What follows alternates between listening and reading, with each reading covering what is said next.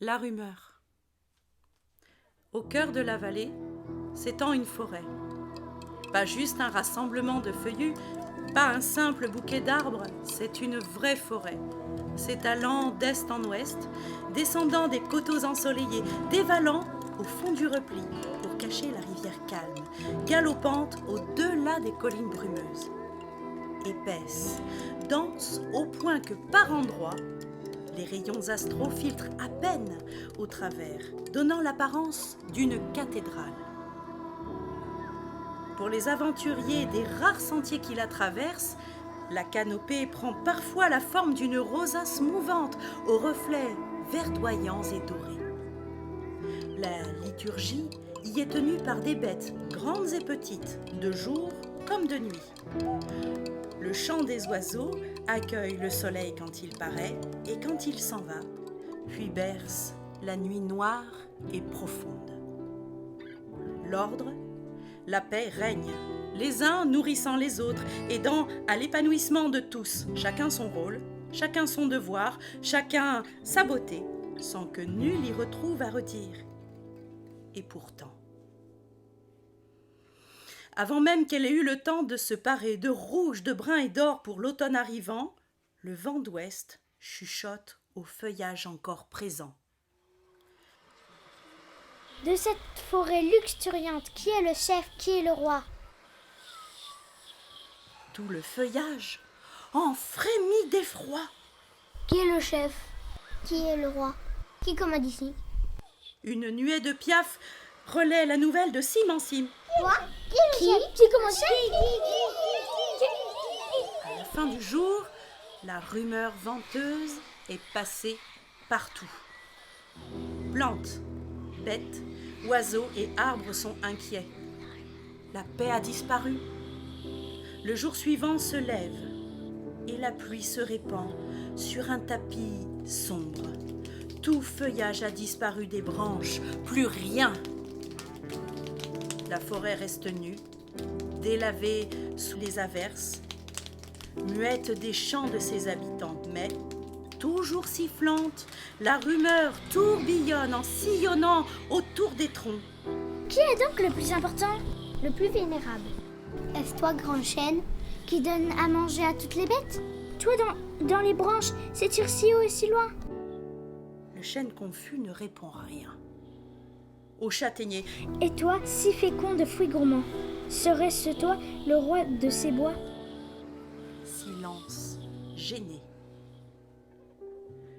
Le saule, près de la rivière, en pleure de dépit, quand la rumeur s'approche et lui rit. « Oh non, ça ne peut être toi !»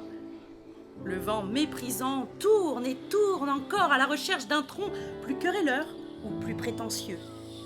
Mais nul n'ose prendre la parole de peur de vexer son voisin. Alors, il va interroger les bêtes qui, à leur tour, préfèrent fuir, se taire dans leur terrier, sauf un minuscule, agité, roux et panaché d'orgueil. Vous le reconnaissez? C'est l'écureuil. Il n'osa cependant pas se déclarer chef car il se sait dépendant de plus grands que lui. Vous ne le trouverez pas ici, mais au sommet du mont brumeux, c'est le sapin. Du printemps à l'hiver, il garde toujours son manteau vert et de ses pignons, je me régale à la froide saison. La bourrasque monte alors jusqu'au sapin, tente de l'ébouriffer, mais rien n'y fait. Sa ramure balaye joyeusement l'air sans jamais se rompre. Alors, le vent d'ouest se dissipe et bientôt, un silence glacé règne sur la vallée entière. La rivière ralentit sa course et en mourant doucement se fige, emprisonnant les reflets argentés de ses eaux rieuses. Les pierres, devenues muettes, se sont couvertes de givre. Ensuite, la neige s'est déposée en tapis épais. L'hiver est déjà là. Résonnant en écho au fond du vallon, un sinistre croassement d'une corneille juchée sur une vieille carcasse d'arbre retentit. Son costume noir contraste avec la blancheur hivernale. Sur les hauteurs, un vaste bouquet de sapins demeure, intact, fier et vert. Ainsi, l'écureuil avait dit la vérité. Mais au royaume des vivants, il faut compter sur l'intervention de tous. Des voisins humains allaient célébrer leur grande fête, pour la plupart déracinés ou coupés à ras de terre. Les sapins allaient bientôt orner les salons, parés de joyaux scintillants. Certes, ils vont être admirés, entourés de cadeaux, d'enfants et de parents heureux, et c'est ainsi qu'ils vivront leurs derniers instants, promis à l'abandon dès les premiers jours de janvier, sur les trottoirs sales de la ville. L'ironie a parfois un arrière-goût de larmes. Plus tard, bien plus tard, dans notre vallée désolée, les températures s'adoucissent un peu. Mars apporte les premières promesses d'un feuillage neuf et en quelques semaines, ce sera à nouveau une explosion de verdoiement.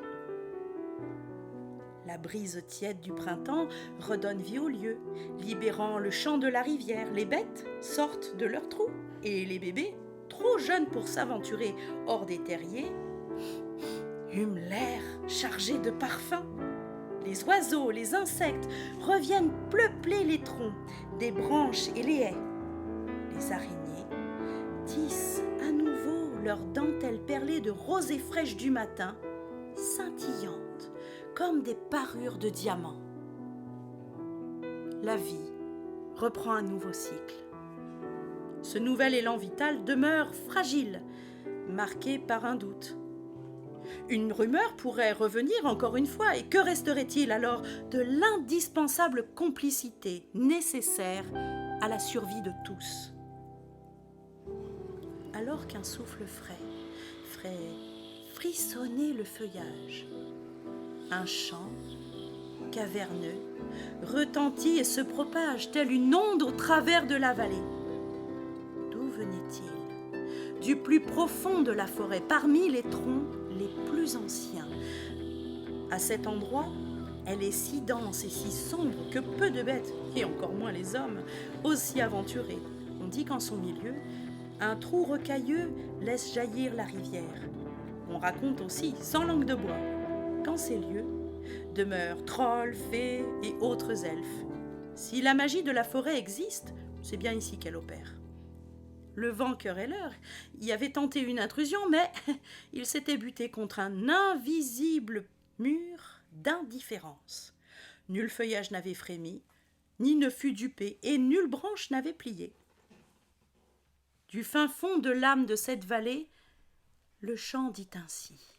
Ô vivants de cette contrée, oiseaux, criards et persifleurs, vous menus bêtes apeurées, à vous toutes plantes et fleurs, buissons piquants, herbes dorées, aux animaux, à la rivière, à toute vie nourrie, et portés par la terre.